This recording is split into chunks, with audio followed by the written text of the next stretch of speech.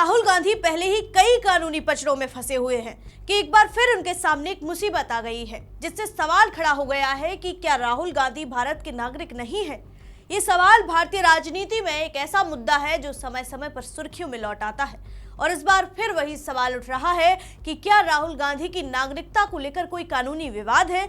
आखिर विवाद है क्या, इसकी शुरुआत कैसे हुई, क्या है ये पूरा मामला, जानेंगे विस्तार से। देखिए हमारी खास रिपोर्ट। नमस्कार, मैं हूं आराधना नामदेव, आप देख रहे हैं वीके न्यूज। हम बात करेंगे राहुल गांधी की नागरिकता से जुड़े उस पुराने विवाद की जो एक बार फिर चर्चा में आ गया है। हाल ही में इलाहाबाद हाई कोर्ट की लखनऊ बेंच ने केंद्र सरकार से इस मामले में जवाब मांगा है। कोर्ट ने गृह मंत्रालय से राहुल गांधी की कथित ब्रिटिश नागरिकता से जुड़ी पूरी फाइल तलब की है और इस मामले की अगली सुनवाई 19 मार्च को तय की गई है। सबसे पहले समझते हैं कि विवाद शुरू कैसे हुआ।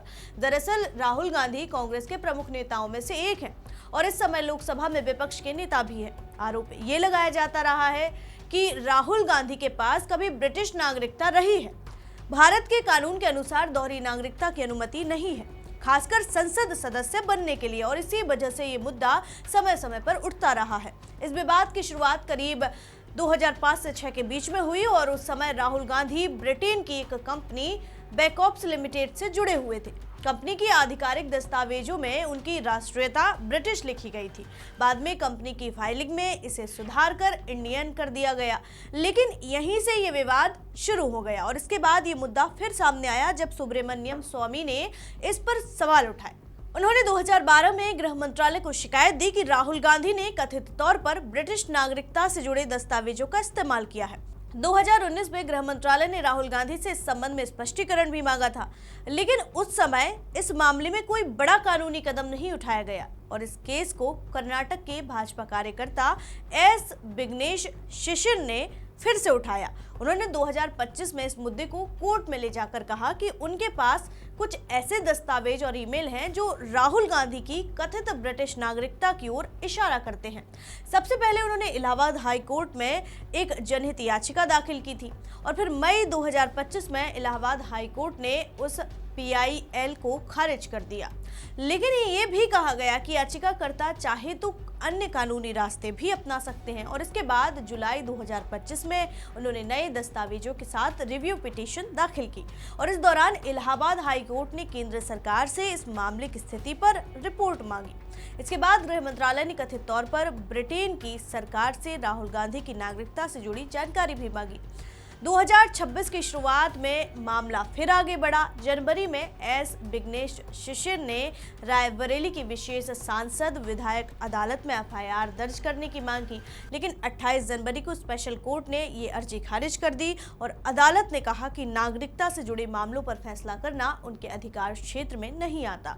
लखनऊ में इलाहाबाद हाई कोर्ट की बेंच में चुनौती दी और फिर 9 मार्च को हुई सुनवाई में इलाहाबाद हाई कोर्ट ने केंद्र सरकार से पूछा कि शिकायत पर अब तक क्या कार्रवाई हुई है। कोर्ट ने गृह मंत्रालय के फॉरेनर्स डिवीजन से पूरी फाइल पेश करने का आदेश दिया है। याचिकाकर्ता एस विघ्नेश शिशिर का आरोप है कि राहुल गांधी ने कथित तौर पर राहुल बिंची नाम से ब्रिटिश पासपोर्ट का इस्तेमाल किया और इसी आधार पर उन्होंने भारतीय न्याय संहिता पासपोर्ट एक्ट और फॉरेनर्स एक्ट के तहत FIR दर्ज करने की मांग की है। तो दूसरी तरफ कांग्रेस पार्टी और राहुल गांधी इन सभी आरोपों को राजनीतिक साजिश बताते रहे हैं। उनका कहना है कि 2005 की कंपनी फाइलिंग में जो ब्रिटिश राष्ट्रीयता लिखी गई थी वो एक तकनीकी गलती थी जिसे बाद में सुधार लिया गया था। कांग्रेस का दावा है कि राहुल गांधी केवल भारतीय नागरिक हैं और उनके पास किसी भी प्रकार की दोहरी नागरिकता नहीं है। राजनीतिक रूप से देखें तो ये मुद्दा काफी ज्यादा संवेदनशील है।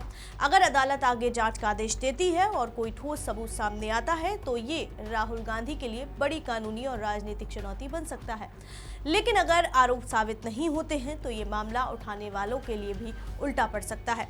फिलहाल इस पूरे विवाद का सच अदालत की प्रक्रिया और सरकारी रिकॉर्ड पर निर्भर करेगा। इलाहाबाद हाई कोर्ट ने जो फाइल मांगी है उसी से स्पष्ट हो सकता है कि इस शिकायत पर सरकार ने क्या जांच की और क्या निष्कर्ष निकला।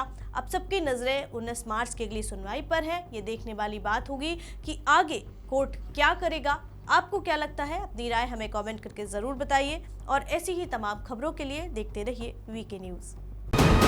वीके न्यूज, राष्ट्र के नाम।